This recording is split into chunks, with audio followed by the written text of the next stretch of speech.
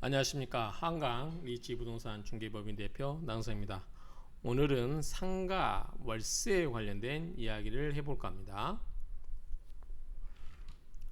자, 상가 월세를 어떻게 하면 올릴 수 있는지 한번 상가 월세는 얼마나 올릴 수 있고 제한은 뭔지 이런 내용을 가지고 상가 건물 임대차 보호법 관련된 내용을 가지고 설명을 드리겠습니다. 궁금하신 분은 이 법적 내용이 궁금하신 분은 여기에 전화번호로 연락하시면 될 것 같고요. 자, 먼저 상가 건물 임대차 보호법에서 중요한 내용만 몇 개 발췌를 하겠습니다. 상가 건물 임대차 보호법이 다 적용되냐라고 했을 때 상가 임대차 보호법이라고 하는 것은 소액을 갖고 있는 임차인을 보호하고자 하는 거기 때문에 기업형인 경우 이런 경우는 충분히 능력이 있어서 자기 변호사도 쓰고 충분히 자기 보호가 가능하다고 보기 때문에 보호를 안 해줍니다. 그러면 도대체 얼마 정도가 되어야 이 기업형 스스로 자기를 보호할 수 있을 정도의 그 큰 상인이냐라고 봤을 때, 자, 이 시행령 제2조에 보면 서울시 같은 경우는 9억이에요. 그러니까 임대보증금이 보증금액이 9억 이상이면은 상가 임대차 보호법을 적용을 받지 않아도 된다는 얘기입니다. 그 다음에 서울을 제외한 뭐 과밀억제권, 뭐 부산 광역시 같은 경우는 6억 9천, 그 다음에 광역시는 5억 4천만 원, 그 밖의 지역은 3억 7천만 원. 이 정도 되면은 보호를 받지 않고 당사자들 간의 합의로 할 수 있다라고 보시면 되겠죠. 자, 그 다음에 또 하나가 뭐냐면, 자, 계약 갱신 요구가 있어요. 자, 그러면 상가를 빌리는 사람은 예컨대 어떤 설비를 하는 경우가 있잖아요. 인테리어를 하거나 그러면은 인테리어를 하자마자 1년 하고 나가라고 하면 안 되겠죠. 그 비용을 회수를 못 하겠죠. 그렇기 때문에 거기에 따른 권리금이라든가 그 다음에 충분히 영업을 통해서 투자한 돈을 회수할 수 있도록 기간을 보호해 줄 필요가 있습니다. 그래서 자, 원칙적으로는 6개월에서 1개월 전까지의 이 사이에 통지를 할 수 있어요. 6개월에서 1개월 사이에 통지를 하는데, 다만 자, 10년 범위 내에서는 인정을 해줘야 됩니다. 그래서 10년 동안은 영업을 보장해준다 이렇게 보면 되겠죠. 그래야만 세를 들어간 사람도 충분히 내가 거기에 인테리어를 하거나 돈을 투자한 경우, 시설한 경우 이런 경우를 해소할 수 있겠죠. 10년이 넘으면은 이제 임대차 보호법에 의해서 제한이었기 때문에 예컨대 뒤에서 이야기했지만 월세를 5%밖에 못 올리는데 이때는 10년 지난 다음에 50%를 올릴 수도 있어요. 싫으면 나가는 거죠. 어쨌든 10년 뒤에는 이렇게 할 수 있다라는 거. 그렇지만 그 기간 내에서는 5%씩 한다는 거. 그 다음에 여기서 이제 차임과 보증금은 11조에 따른 범위 내에서 증감하는데 5%입니다. 그리고 만약에 이 기간 내에 갱신 거절 통지 또는 조건의 변경을 통지를 하지 않은 경우는 존속 기간은 1년으로 봐요. 1년으로 보고 그 다음에 임차인은 언제든지 나가겠다고 할 수가 있어요. 그러면 임대인은 3개월이 지나면 효력이 발생해요. 그러니까 자동 갱신된 경우는 임차인만 해지를 할 수 있다라는 거. 임대인은 1년 동안 거기에 묶이겠죠. 중간에 해지를 못하고 임차인은 자동 갱신된 경우에도 중간에 다 나가겠다고 하면 임대인은 3개월 기간 동안만 월세를 받을 수 있다. 속된 말로 그렇게 이야기할 수 있습니다. 자, 그 다음에 계약 갱신에 특례할 때는 자, 이게 이제 중요한데 그 증감을 청구할 수 있어요. 그러니까 계약 보증 금액을 이제 1년 단위든 2년 단위든 계약을 할 때, 자, 그러면 1년이냐, 그 다음에 횟수냐. 자, 예컨대 2년을 계약해서 상가를, 그러면 2년에 1년씩 다 증감을 청구할 수 있느냐, 아니면 2년을 계약 갱신할 때 그때 한번 청구할 수 있느냐라고 했을 때 논란의 여지는 있지만 이걸로 보는 것 같아요. 그래서 그 횟수로 기준으로 한다. 그래서 그런 부분이기 때문에 이제 그걸 어떻게 회피할 것인지에 대한 이야기를 할 거예요. 어쨌든 이 증감을 청구할 수 있는데, 여기서 보면은 어떤 경우냐면, 자, 세금이 올랐다, 공과금이 올랐다, 그 다음에 주변 상가 건물의 차임 및 보증금 그 밖에 부담이나 경제사 안정의 변동이 있어서 올라갔다. 그러면 여기서 또 하나가 뭐가 있냐면 대출금 이자도 올라갈 경우, 상가를 빚어서 샀단 말이죠. 대출 끼고. 그런데 금리가 갑자기 많이 올라서 월세 갖고는 자기가 충당이 안 될 때, 뭐 그런 것도 해당되지 않을까 싶어요. 어쨌든 여기 등이라고 돼 있기 때문에 여러 가지 경제 사정의 변경 등으로 인해서 월세를 올려야 되겠다 또는 월세를 내려야 되겠다라고 했을 때 이것을 여러 가지 막 올릴 수 있는 건 아니고 조사라든가 공과금, 차임, 뭐 주변 이 상가 시장이 월세가 올라가는 추세다. 뭐 여러 가지 고려하겠죠. 근데 여기는 이제 등이라고 했기 때문에 여러 가지 사정이 포함되겠는데 이거는 누가 판단하겠어? 결국은 판사가 판단하겠죠. 그러니까 당사자가 올려주세요라고 해서 올려주면 상관이 없지만 안 올려주면 어떻게 해요? 결국은 판단을 누가 해요? 소송을 통해서 할 수밖에 없겠죠. 그래서 예컨대 월세 몇 푼 올리자고 소송한다는 것도 말이 안 되죠. 그러니까 암암리에 이제 당사자끼리 합의를 하겠지만 원칙적으로는 이 당사자가 올려달라고 해서 무조건 올려줄 필요가 없다라고 이야기는 해요. 그러니까 일단은 임차인 입장에서도 흥정을 해볼 수 있겠죠. 소송까지는 안 간다 하더라도 자 증감 청구권은 대통령으로 정하는 비율이니까 5%예요. 자 그다음에 이제 감염병 이거는 지금 코로나 때문에 자 이거예요. 자 코로나 때 깎아주라고 했잖아요. 예컨대 월세가 200만 원이었어요. 그러면은 다음에 1년 뒤 5%면 210만 원인 거죠. 그런데 갑자기 코로나가 와가지고 150으로 깎아줬어요. 그러면 임대인 입장에서는 내가 150으로 깎아놓으면 다시는 5% 올리면은 156만 5천 원인가 156만 5천 원밖에 못 올리는 거 아니냐 이렇게 이야기할 수 있겠죠. 이게 아니고 코로나 끝나면 200만 원 다시 올릴 수 있다는 거예요. 이 이야기는 이게 적용하지 않기 때문에 자 그런 의미고요. 자 강행 규정이기 때문에 저게 이제 임차인에게 불리한 것은 적용되지 않는다라고 해서 이제 문제가 되는데 자 여기서 오늘의 이 동영상을 찍는 이유는 이거예요. 자 5%를 올려주세요라고 했는데 보통은 이제 2년 단위로 계약하고 잊어버려요. 주인도 잊어버리죠. 그러다 보니까 갱신 기간이 지나버렸어요. 그러면 자동 갱신되는데 1년이 되는 거죠. 그럼 월세도 못 올리고 또 지났어요. 또 다시 잊어버리고 있어요. 그러니까 임대인 입장에서 꼬박꼬박 챙겨서 그 기간 내에 챙겨가지고 월세를 매년 5% 올리기가 힘들다는 거죠. 그렇죠? 그러다 보면은 임차인은 좋지만 임대인 입장에서는 자기가 다른 생업이 있거나 해서 그걸 신경 쓰지 않으면 잊어버린다는 거죠. 그렇기 때문에 이런 경우에 어떻게 하면 임대인 입장에서 이것을 자기 권리를 확보할 수 있을 것인가 라는 것을 제가 한번 예시로 보여드리는 거예요.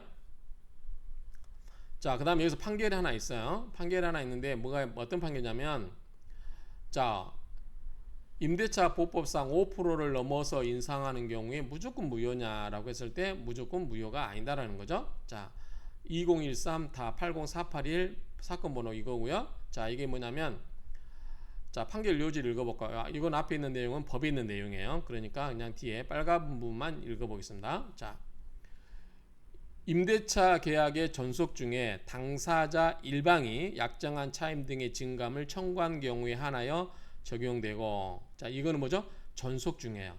5%라든가 이런 거는 전속 중에 적용이 되는 거고 임대차 계약이 종료했어요.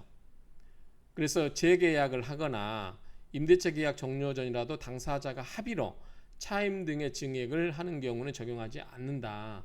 이 이야기입니다. 그래서 5%라든가 이런 여러 가지 상가 임대차 보호법상에 적용되는 것은 임대차 계약의 전속 중이고 또는 5%를 넘어서 계약을 한 경우는 무효냐라고 했을 때 당사자가 합의를 하면 돼요. 결국 뭐냐면 임차인을 보호하고자 하는 것인데 임차인이 동의해줘 버리면 문제될 게 없는 거죠. 그래서 이런 경우는 임차인이 동의를 해준 경우는 역시 증액을 하더라도 무효로 되지 않는다 이야기입니다. 자, 오늘 영상의 가장 이제 테마가 이겁니다. 어떤 경우냐면 자, 2년 단위로 계약을 2년 계약을 했습니다. 2년 계약이고 월세가 120만 원이었어요. 120만 원. 120만 원인데 깜빡깜빡 지나가 버릴 수가 있잖아요. 그래서 이제 어떤 그 상가가 있는 지역이 재개발이 되면서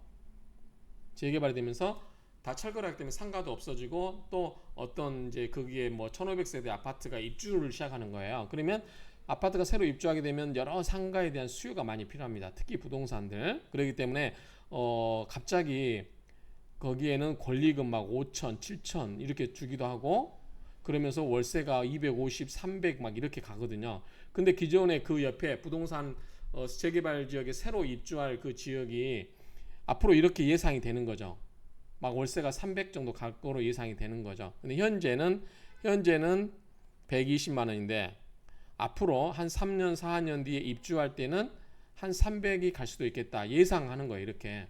그러면 이거를 자 5%씩 올리겠는데 내가 잊어버리고 있어요. 그러다 1년마다 챙기지를 못해요.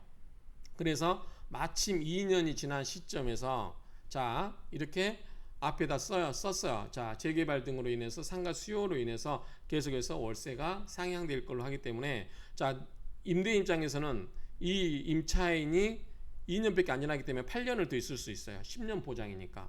그런데 또 5%밖에 못 올려요. 그러다가 내가 망각하고 있는데 자 3년 뒤에 주변의 상가는 뭐 예컨대 250, 300을 받는데 나만 120을 받고 있으면은 임차인 입장에서는 억울하겠죠. 그리고 임대인 입장에서는 억울하겠죠. 임차인은 그거를 통해서 권리금 나는 예컨대 임차인이 권리금을 1,000만 원 주고 들어왔다.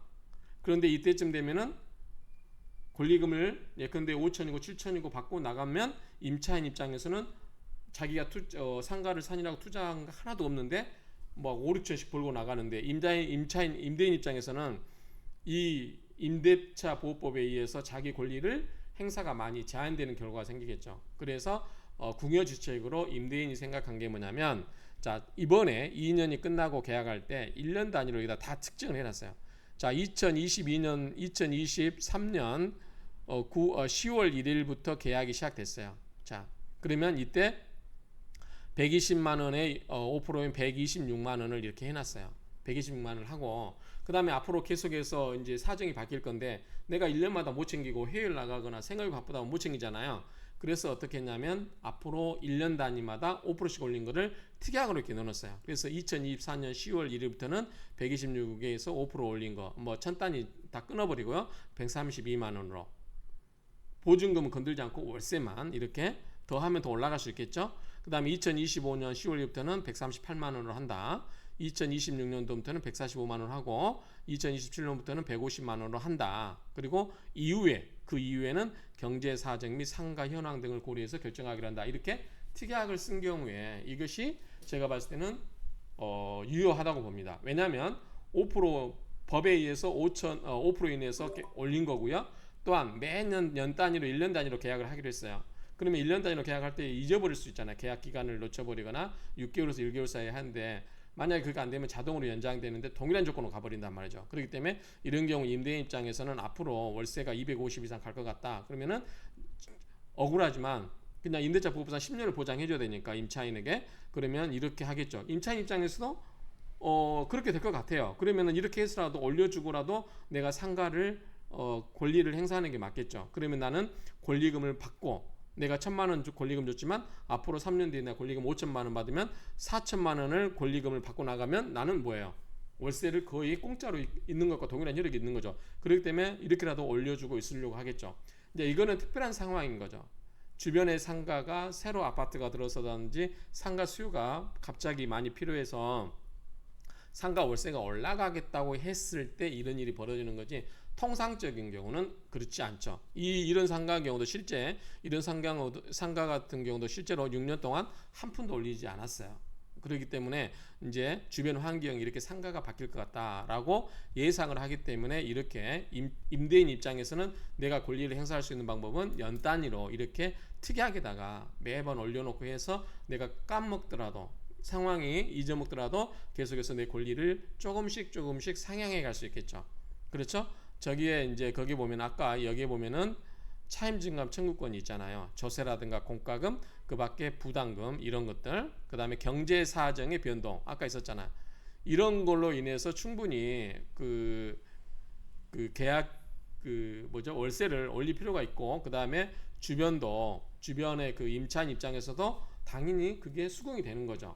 앞으로 그럴 것이다라는 거는. 그렇기 때문에 거기에 동의를 해주면 당사자가 합의를 해서 1년 단위로 계약을 계속해서 5% 올리되 그거를 한 3, 4년, 4, 5년 거를 그 경제에 맞춰서 딱 미리서 써놓으면 다시 계약을 하지 않더라도 거기에 따라서 임차인도 뭐 나름의 나쁜 조건은 아닌 거죠. 왜냐하면 그때는 상가가 훨씬 더 비쌀 거고 또 내가 권리금을 행사할 수도 권리금을 챙길 수도 있는 부분이 있기 때문에 그리고 이 부당하게 임대인을 너무 여기 핍박하면 안 되겠죠. 그렇기 때문에 여기 보면은 조세라든가 공과금, 주변 상가 건물의 차임이 보증금, 그 밖에 부담이나 경제상 등의 변동 등이 있을 것이다. 그렇죠? 옆에 상가 건물이 월세가 올라갈 거는 분명할 거니까 그런 경우를 여러 가지를 고려해서 이렇게 특약으로 해놓으면 임대인도 보호되고 임차인도 합리적인 범위 내에서 상가 월세를 올려주면서 나름의 그런 권리금의 실익을 챙길 수 있다든지 그런 여러 가지 경제적인 효과가 있기 때문에 임대인과 임차인이 서로 합의해서 이렇게 특약을 통해서 서로가 윈윈할 수 있는 방법도 있지 않을까라고 해서 제가 이거를 영상을 찍게 됐습니다. 임대인분도 제가 실제로 보면 그래요. 임대인 직장에 다니신 분인데 잊어버리고 월세를 못 올려요. 계속 잊어버리고 있어요. 그래서 같은 옆에 건물하고 같은 옆에 상가 동일한 면적이 좀 더 넓음에도 불구하고 월세가 거의 한 4, 50 차이 나요. 근데 그분은 이제 뭐 금융권에 종사하시는 분이기 때문에 돈에 대해서 그렇게 뭐 큰 필요가 없어서 그런지 몰라도 막상 물어보면 잊어버렸다는 거예요. 그 갱신 기간에 통지를 해야 된다는 사실을.